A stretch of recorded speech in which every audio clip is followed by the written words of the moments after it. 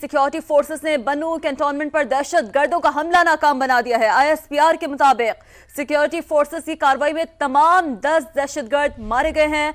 हमले में 8 सिक्योरिटी अहलकार शहीद हुए हैं।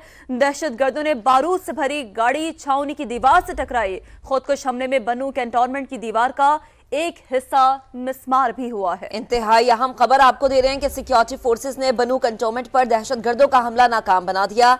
ISPR के मुताबिक सिक्योरिटी फोर्सेस की कार्रवाई में तमाम 10 दहशतगर्द मारे गए। हमले में 8 सिक्योरिटी अहलकार शहीद हुए। दहशतगर्दों ने बारूद से भरी गाड़ी छावनी की दीवार से टकराई। खुदकुश हमले में बन्नू कैंटोनमेंट की दीवार का एक हिस्सा मिसमार हुआ। आपको अपडेट करें इंतहाई अहम खबर से मुताल्लिक कि सिक्योरिटी फोर्सेस ने बन्नू कैंटोनमेंट पर दहशतगर्दों का हमला नाकाम बना दिया। ISPR जराये का ऐसा बताना है कि सिक्योरिटी फोर्सेस की कार्रवाई में तमाम 10 दहशतगर्द हलाक हुए हैं और दहशतगर्दों के हमले में 8 अहलकारों ने जामे शहादत नोश की है। दहशतगर्दों ने बारूद से भरी गाड़ी छावनी की दीवार से टकराई। खुदकुश हमले में बन्नू कैंट की दीवार का एक हिस्सा मिसमार भी हुआ है। तो सिक्योरिटी फोर्सेस ने बन्नू कैंट पर दहशतगर्दों का हमला नाकाम बनाया और सिक्योरिटी फोर्सेस की कार्रवाई में तमाम 10 दहशतगर्द हलाक हुए। दहशतगर्दों के हमले में 8 अहलकार शहीद भी हुए। बड़ी खबर, अहम खबर, सिक्योरिटी फोर्सेस ने बन्नू कैंटोनमेंट पर दहशतगर्दों का हमला नाकाम बना दिया है। ISPR के मुताबिक सिक्योरिटी फोर्सेस की कार्रवाई में तमाम 10 दहशतगर्द मारे गए हैं। ISPR के मुताबिक सिक्योरिटी फोर्सेस की कार्रवाई में तमाम 10 दहशतगर्द मारे गए हैं।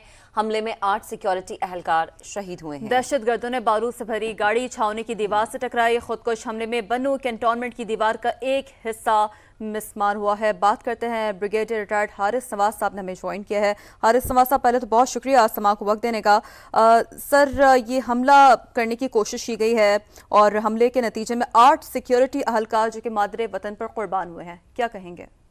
देखें, ये एक बहुत ही प्रोफेशनल तरीके से पाकिस्तान मिलिट्री ने इस दहशतगर्द हमले को नाकाम बनाया, क्योंकि इन्होंने अचानक आके एक्सप्लोसिव से भरी गाड़ी को दीवार से टकराया था, जिससे इंफ्रास्ट्रक्चर को डैमेज हुआ, जिसकी वजह से हमारे फौजी जवान शहीद हुए। लेकिन उसके बाद हमारी फौज ने इन सबको कॉर्नर कर दिया, आइसोलेट कर दिया, ताकि ये और नुकसान ना पहुंचा सके, और उसके बाद प्रोफेशनल तरीके से इन सबको जहन्नम नसीब किया। बात की है कि ये फिर दायर है कि हमें पता कंप्लीट इंफॉर्मेशन आ गई है कि ये हाफिज गुल बहादुर जो ये एक ग्रुप है जो कि अफगानिस्तान से ऑपरेट करता है, मुबन्नी भी वहाँ की गई।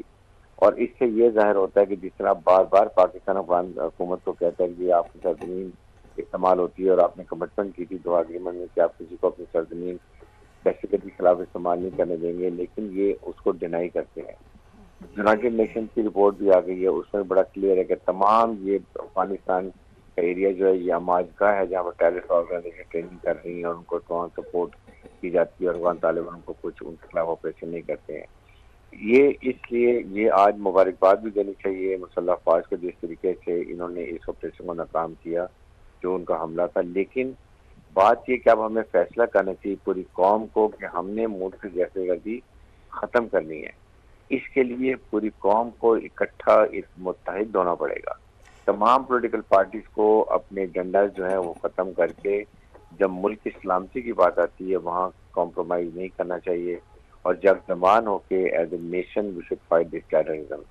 और इसके लिए फौज हमेशा दहशतगर्दों को मार रही है, लेकिन अगर दहशतगर्दी जड़ से ख़त्म करनी है तो पूरी कौम को खड़ा होना पड़ेगा।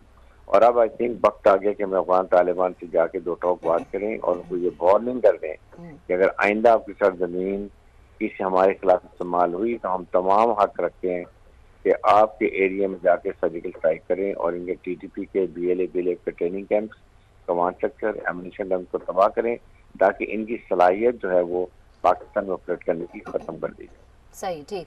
हारिस साहब, आप वार्निंग की बात करें, आपको नहीं लगता बात इस चीज से आगे बढ़ गई है? क्योंकि जिस ग्रुप का जिक्र आप कर रहे हैं, हाफिज गुल बहादुर ग्रुप, वाज़ेह सबूत है कि अफगानिस्तान से ये ऑपरेट होता है। पहले भी पाकिस्तान में दहशतगर्दी की कार्रवाइयों में ये ग्रुप मुलव्विस रहा है। अफगान अबूरी हुकूमत को मजीद कितने सबूत चाहिए? आई थिंक सबूत नहीं चाहिए, इनको खुद ख्याल होना चाहिए क्यों इनकी आइडियोलॉजी और TTP की आइडियोलॉजी एक ही है, ये इनके एक ही मकसद हैं। इसलिए पाकिस्तान को वार्निंग दे देनी चाहिए और उसके बाद इमीडिएटली हमें इनके खिलाफ कार्रवाई करनी चाहिए।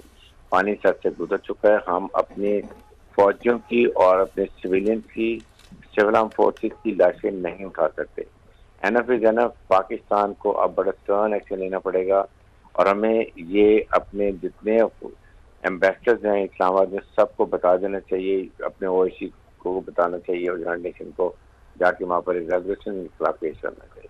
जी हारिस नवाज साहब साथ ही मौजूद रहेगा। मोहम्मद अली साहब भी हमें ज्वाइन कर चुके हैं, उन्हें भी शामिल गुफ्तगू करते हैं। बहुत शुक्रिया मोहम्मद अली साहब समा को वक्त देने के लिए।